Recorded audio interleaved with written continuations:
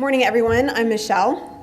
Cathy is a tough act to follow, so much so that there's three of us to do our section. So we're here today, Michele, Kelly, and Kristen, to talk to you today about managing your internal stakeholders. So if you have an IT project, a new system, think of the business users of that new system. If you're making a policy or procedure change, the employees that are going to have to implement and use that new policy or those new procedures. And if you are leading a change, think of who those internal stakeholders are. Think at all levels, from the supervisors, to the leads, to the managers, to the line staff. Think of the technical stakeholders that are going to be implementing the solution as well. It's not always just the business users. Oops, there we go. Okay, I have a slightly simpler demonstration. So I'm going to ask you, for those of you sitting in the chairs, if you can put your artifacts on the ground real quick. I'm going to ask you all to please stand. So we're about an hour in. It's good to get the blood flowing anyway. So if everyone could please stand. Thank you. Thank you. I needed to stand. Excellent.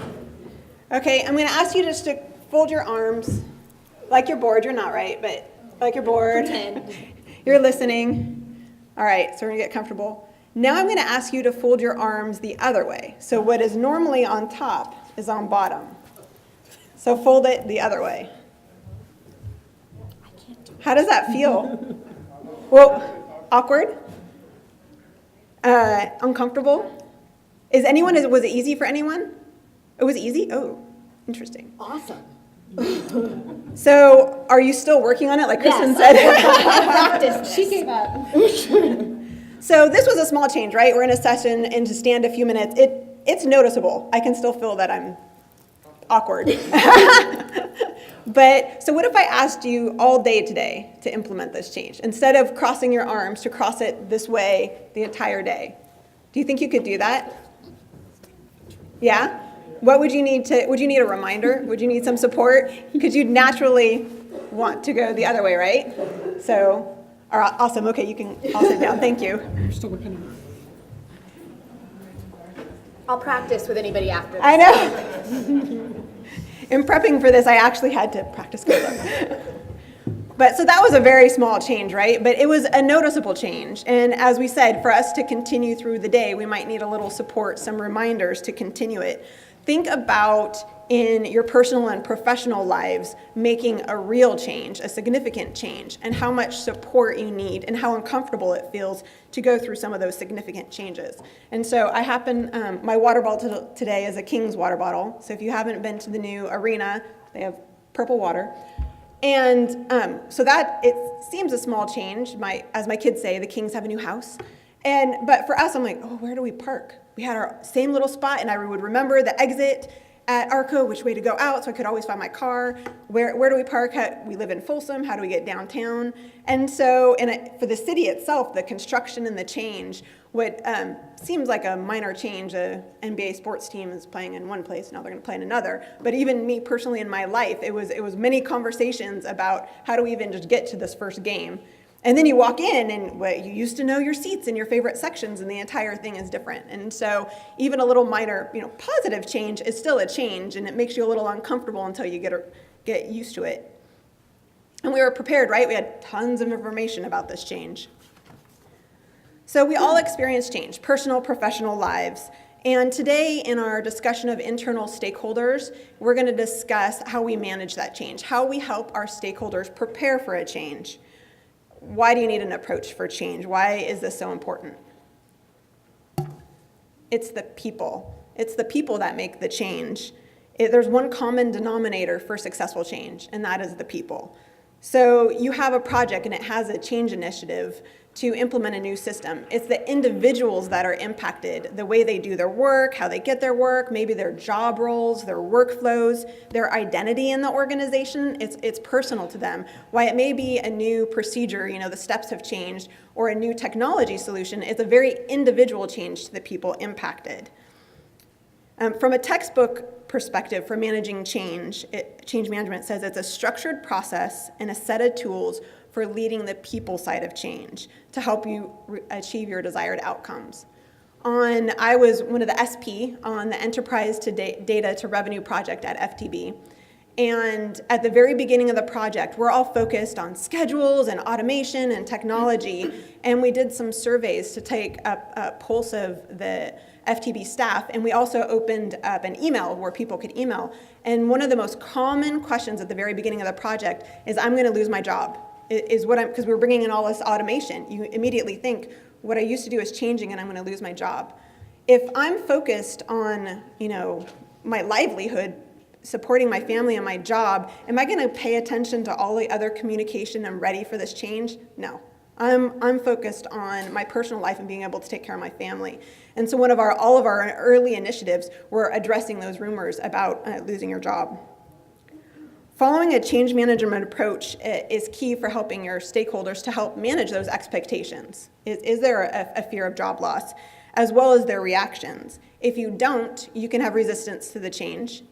You can have very creative workarounds. You'll set up a process and people are very creative and they'll try their best way to do it they'll fold their arms back the other way to do the way they're comfortable with and they know. The change won't be fully implemented. You'll do partial or not.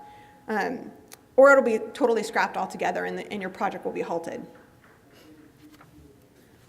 To help with change, there are a number of structured approaches. Those are processes, tools, templates to help you with the change.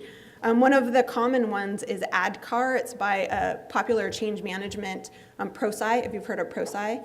And so what ADKAR does, it breaks it down to any initiative impacts the individual, the person. And this acronym stands for the A is awareness, D is desire, K is knowledge, A is ability, and R is reinforcement.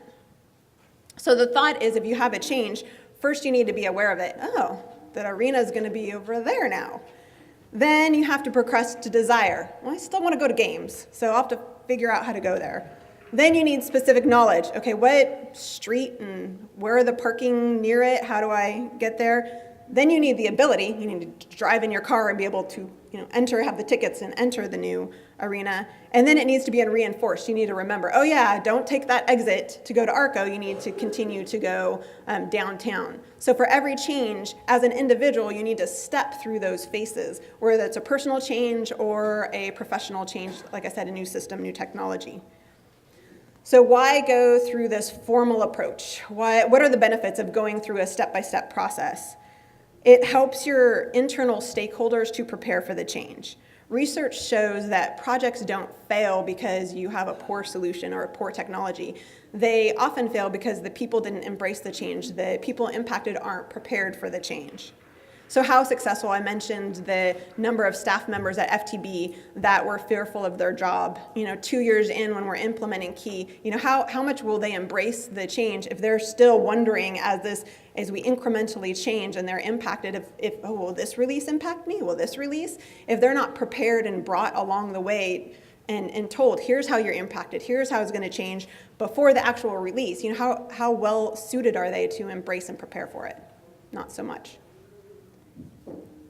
So following in the footsteps of Virginia and Cathy, we have our top 10 lists we're going to go through. We're not going to step through the formal methodology, process, templates. We touch upon moments of those, but really these are our tips. So most practically from the Enterprise Data to Revenue Project, EDR, and some things that helped us successfully with change management. So my first tip is begin with the end in mind. That is, plan ahead. So on the EDR project, we had this roadmap. So this is the roadmap for the technology side. So there are all of these milestones, these releases that we had planned to hit. For our change management, we planned all of our change management activities to align with those releases. So when you think about communication and the stakeholders impacted, we aligned our work with those releases as well. And why? It's because one size doesn't fit all. Every release was different. It included different components, different technologies, impacted different people, different scopes. A few of the releases impacted external stakeholders, the taxpayers, as well as internal. You have to prepare and ready for all the different variations and components.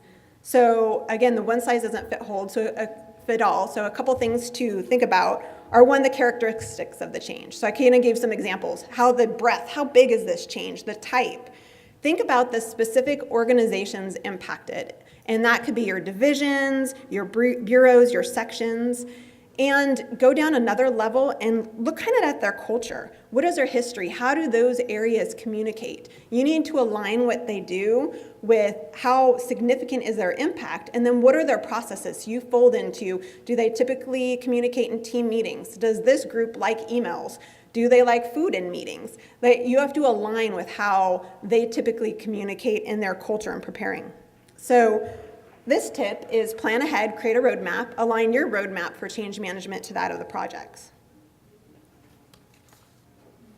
2, and you'll need to help with that roadmap, a village. And so tip 2 is it takes a village. In this instance, we're talking about, we call them change champions. You can also hear change agents. So what this is change champions or change agents are staff from the business areas that are impacted that help support the change management. You'll have a central change management team, but you only have so many people to help, bring onto a project and support this effort. And that central team is going to equip this broad spectrum of change agents that come from their business areas and then share that information with their business areas. A few tools that the core team can share with the change champions are things like meeting topics. So if you're giving an update about the EDR project, don't make them guess at an update, provide them with the bullet points for the meeting. Sample presentations with formats they can tailor. Key talking points for their key presentations. You can even provide them additional details about a specific feature that will impact them or interest them, or maybe a schedule change. Flyers, handouts, screenshots as it gets closer, terminology changes. Is there new terminology, different terminology that they need to prepare for? So this core change management team can share information like that with these change champions, and then in their normal team meetings, as they're talking to their cube neighbor, they can share this information as well. So just like in your personal lives, it takes a village also in your professional, particularly if you have a large change. All right, we're going to pause for a second in our top 10. And we didn't think this quite through, realizing we'd be just after Halloween, but we do have candy. So can someone answer who said that? To improve is to change, to be perfect is to change often. Yes, in the pink. In the black shirt. Okay. Yes, Aha. Winston Churchill. I get to deliver. So not only does it take a village, this village has to be prepared because change just keeps coming. And now that village has to be careful because one of the things we get to is information overload, and that's something we do not want to do. So communication is key, and Cathy talked about it, I think Virginia talked about it, and I know Kelly's going to talk about it a little bit. Communication is very important. It's for a successful project and a successful relationship. You need to communicate. But there are a few key words I want you to consider when you think about communication. Targeted, timely, simple. That, my 5 years at Franchise Tax Board, simple, and we'll have a story in a second. Sequenced. It needs to be, remember I said we align with the roadmap? You need to sequence. And that ADCAR. You need more detail as you need the knowledge and ability. So you have to sequence. Don't tell them everything all at once. You have to sequence it and add some variety. Thoughtfully plan your communications. I know it's very easy to send emails, to have websites, to send it all electronic. People still like hearing personal, face-to-face. That's still the #1 communication method. So making sure that you plan a lot of face-to-face involvement as well. And making sure you cover the what's in it for me. So it's WIFM is another acronym. We love our acronyms. The employee that's worried about their job, if you're telling them, we get this new screen, here's our new terminology, are we hitting the what's in it for me? Are we addressing their pain points, their concerns? No, we need to target the message to what they're concerned, what they're wondering about. And we said the targeted and timely. If you're too soon, the change is too far, they don't care. It's too soon for them to care. If you are too late with your communication, they're frustrated and you think you're not included and you were forgotten. So the timing is also very important. One of the stories was simple.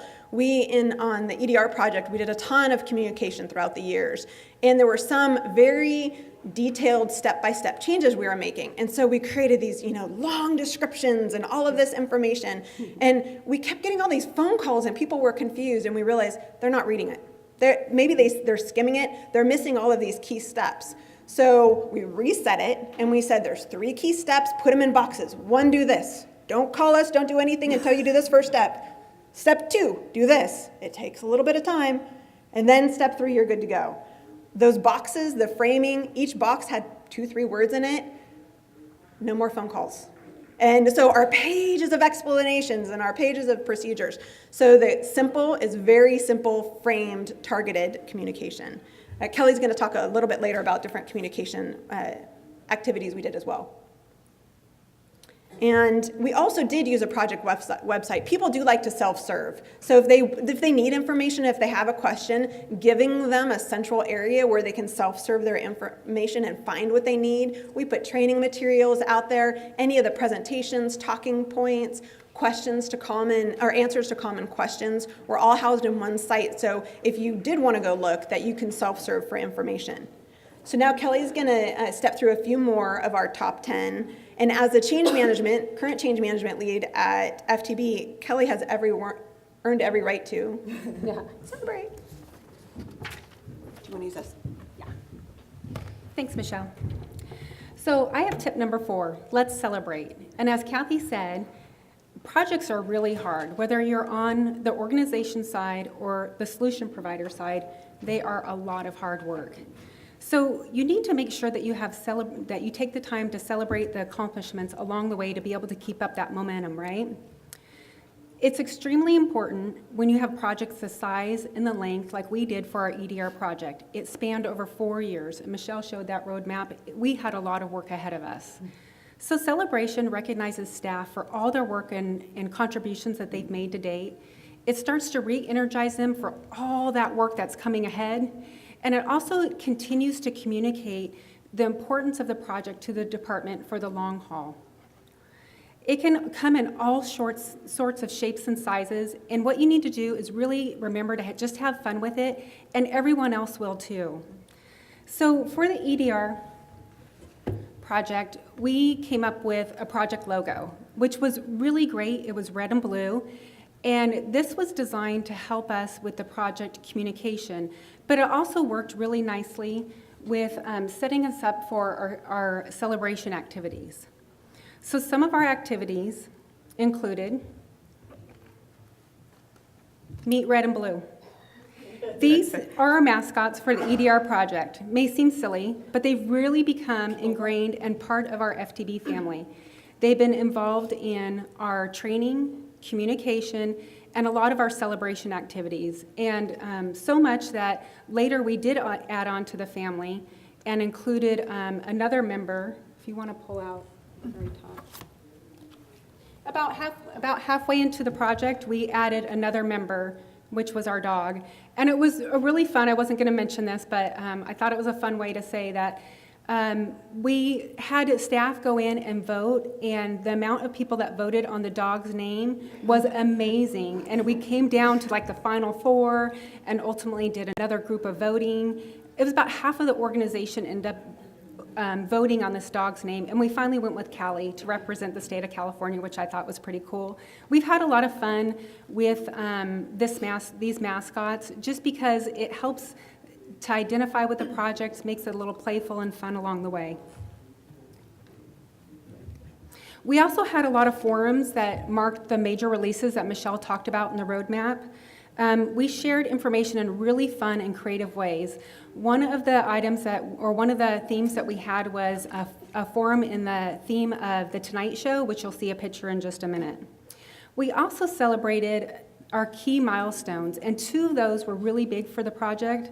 First was when we generated our first $1 billion, and I say $1 billion of revenue for the state of California. Pretty awesome, right? And we had a Thanks a Billion theme for staff. The second was when we ended the project, because we ended the project on time with the revenue that we promised and all the targeted items that we wanted to accomplish. Another big deal, right? So this was a big deal not only to our organization, to our staff, but also to our solution providers. So we made a big deal and had a really big celebration. So this is a picture of one of the celebrations that we had to mark the end of the project. We had 3 sessions so that all the staff could attend. We also had the 3 sessions so that we can include our field offices. We had keynote speakers. We coordinated with our lunch, our cafeteria to have lunch specials. We had a video and a lot more, and because we really wanted to make it fun for everyone. And it was just an amazing way to end such a big project. We also, inspired by our Thanks a Billion campaign, we had Thanks a Billion cards. And these were really nice ways that staff could be able to reach out to each other and thank each other in a very small, thoughtful, and powerful way to be able to say thanks for all the hard work that they did on the project. So remember, when you're doing a project, whether it's big or small, to take time to celebrate along the way, big and small steps. So speaking of celebration, we're going to go ahead and celebrate with another question of who said that. No matter what people tell you, words and ideas can change the world. Who said that? Bill Gates, Dwight Eisenhower, Robin Williams, or Confucius? Does anyone know? I think we have one in the back.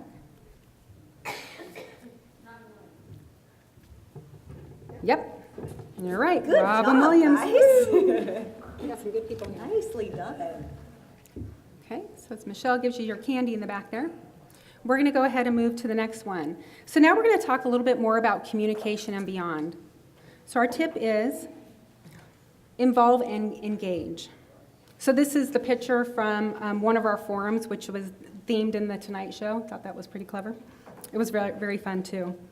While communication is a key component of change, employee engagement participation is also another really key factor for success.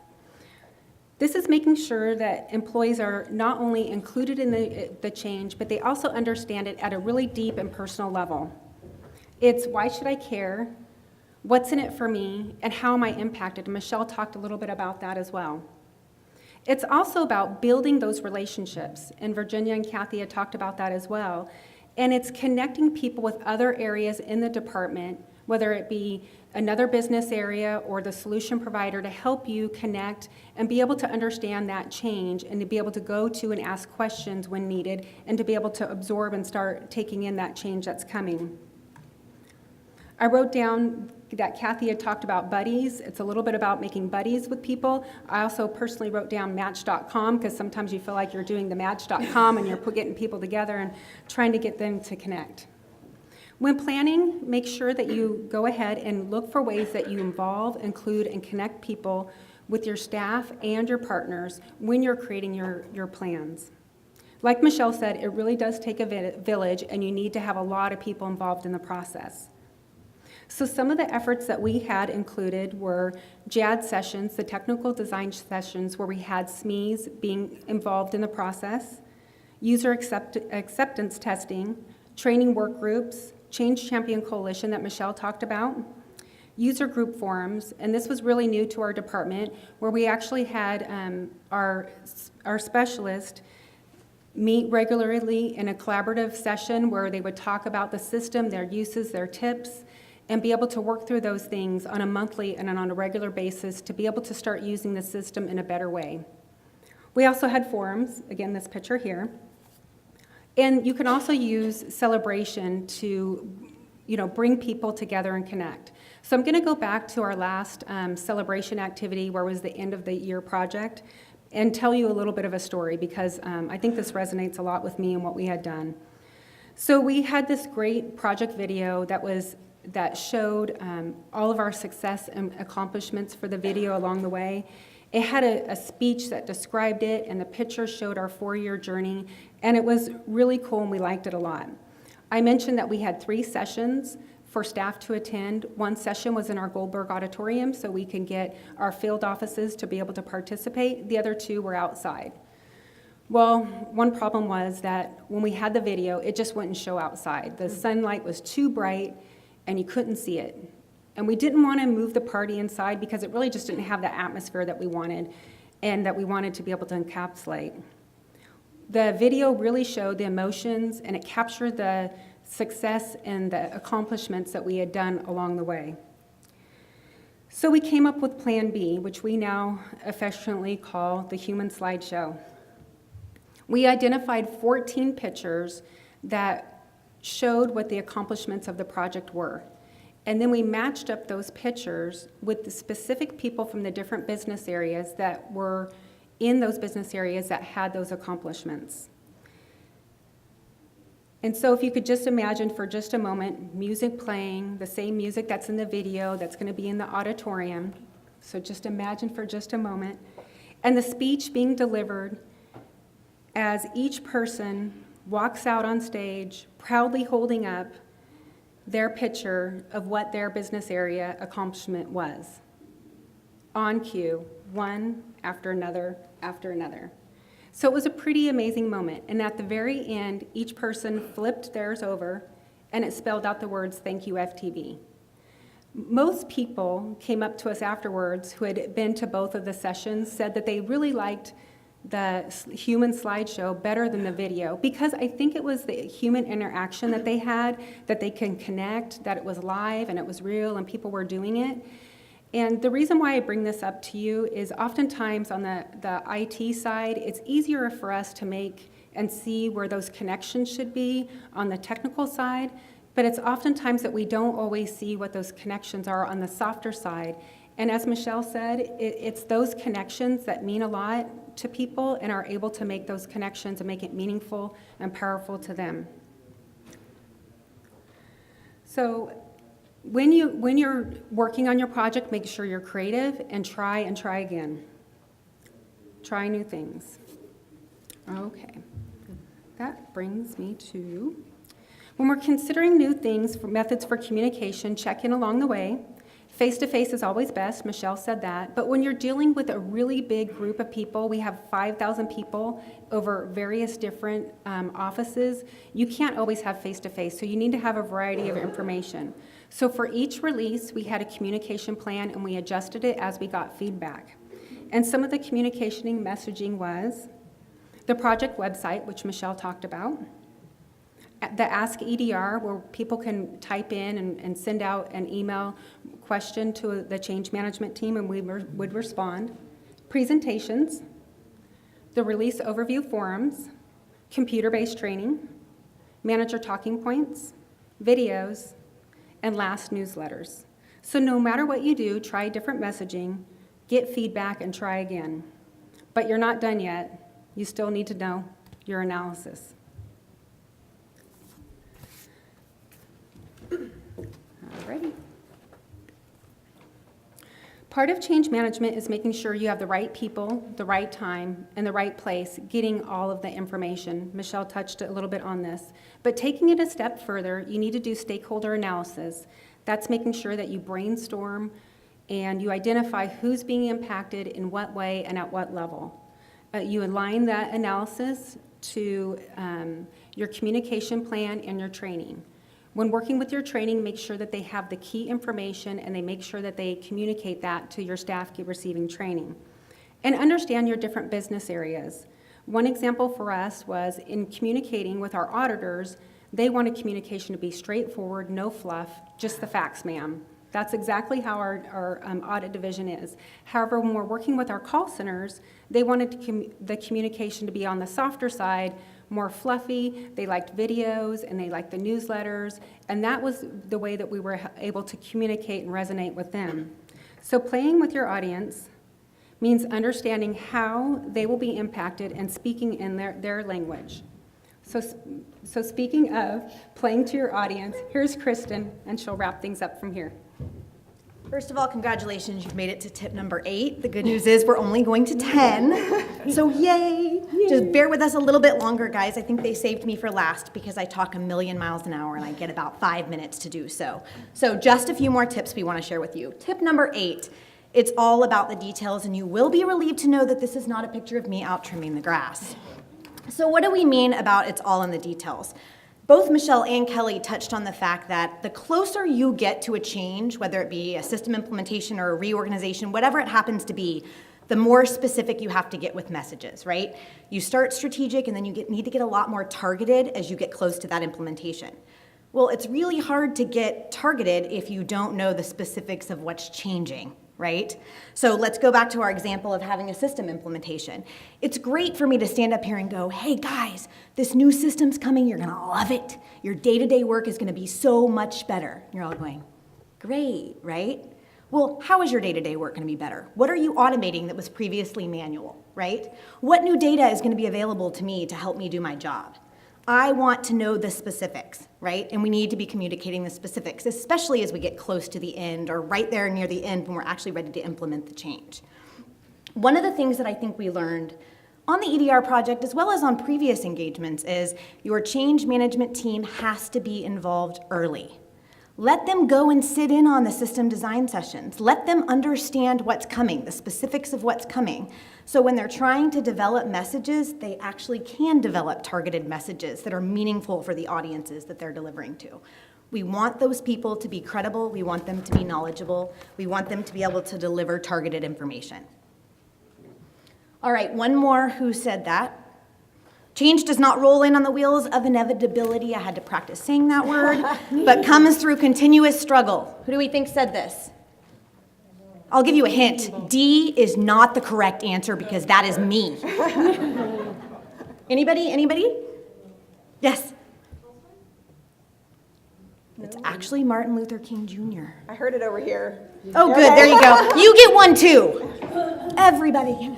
So you should both get one. All right.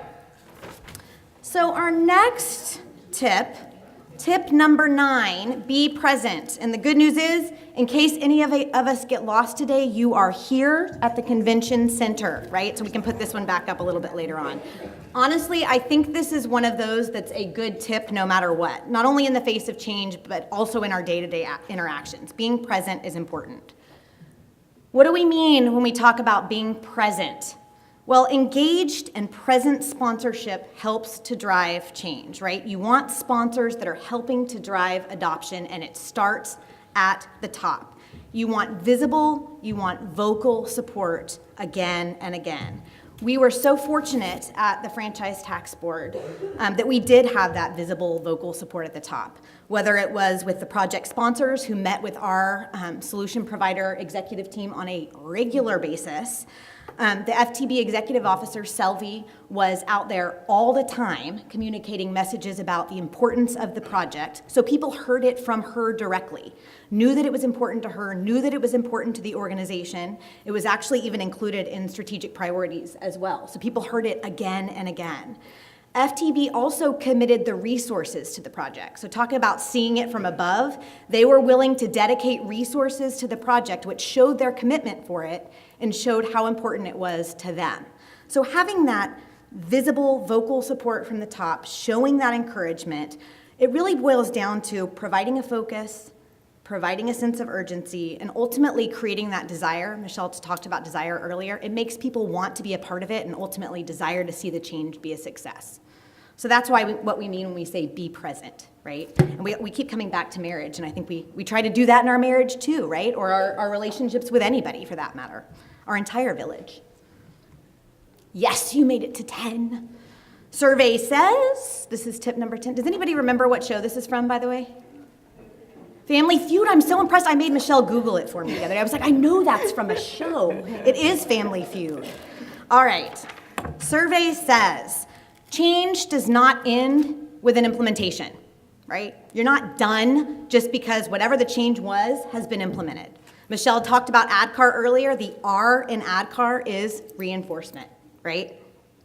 It's important to observe employees, to understand their behaviors, to understand their attitudes, to see their habits. We've all talked and probably used before surveys, see how people are thinking, feeling, how they've adapted over time. We've used things like reports to see error logs and that kind of thing.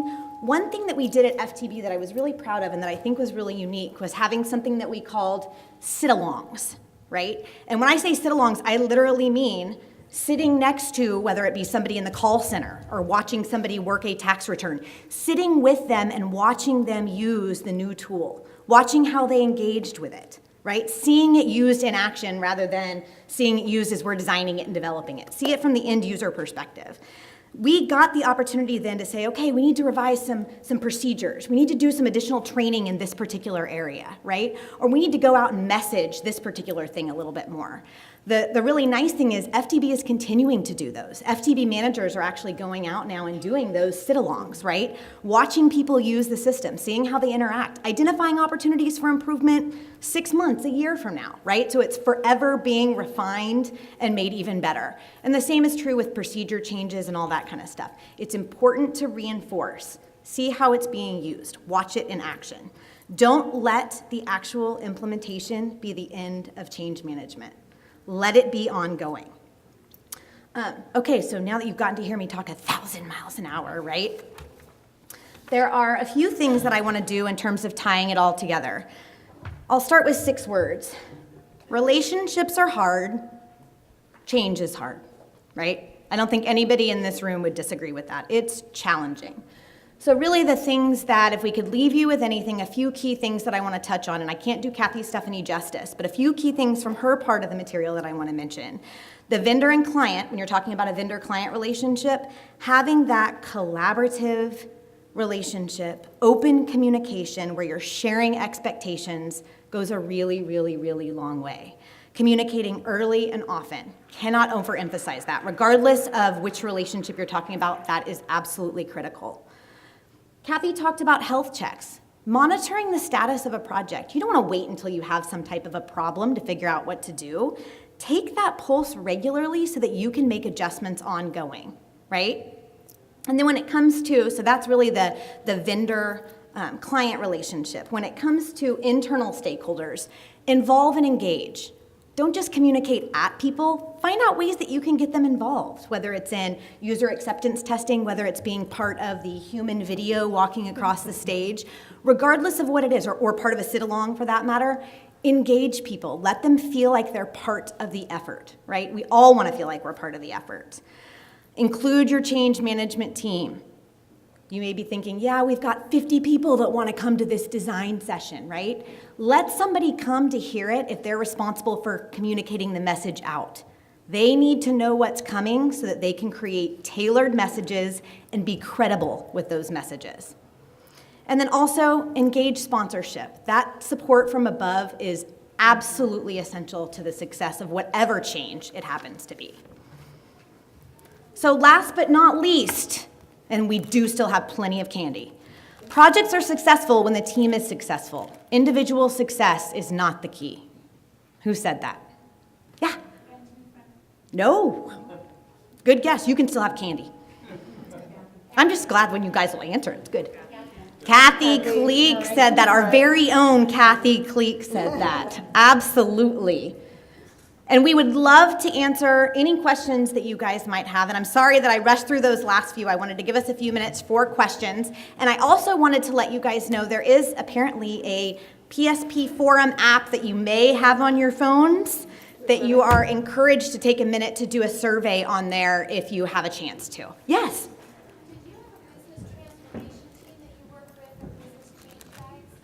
I'll let you, business transformation team that you worked with. Oh, you mean from a state side, or we actually had we had a complete BPR team, a business process reengineering team. So we actually worked hand in hand, both the state and the solution provider side had participants on that team. So as we were doing the system design, we were actually looking at the impacts on business processes. All of that could feed into training and could feed into our change management activities. So yes, absolutely, it was an essential part.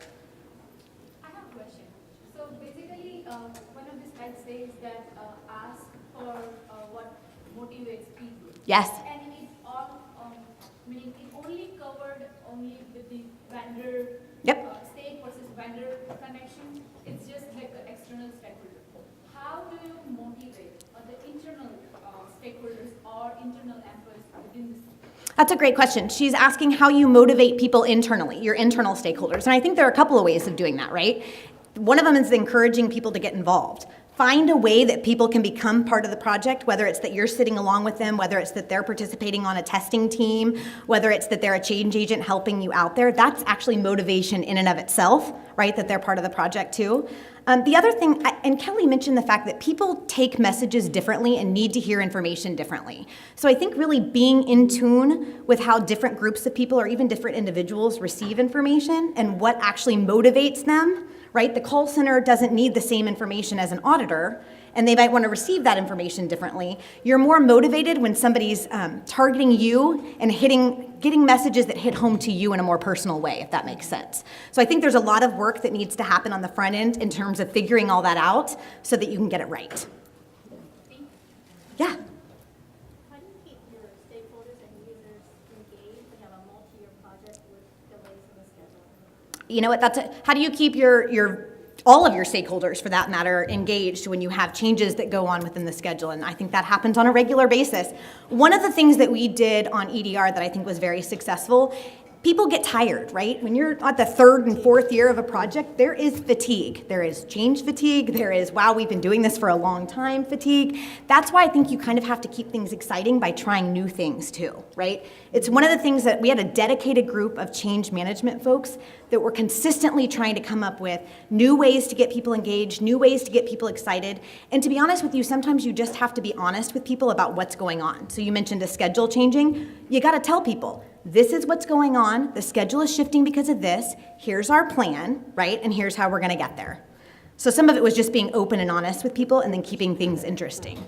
How large is your change management team? You had, how many people did you have? We started out with 8 people, and currently we have 4 now that the project has ended. But we still have, like Michele talked about, the reinforcement part of ADCAR. We're still going out there. We're still messaging. We're still working with staff because we're reinforcing all of those concepts and making sure that they're working and using it and optimizing the systems that we developed. How big is the audience for this?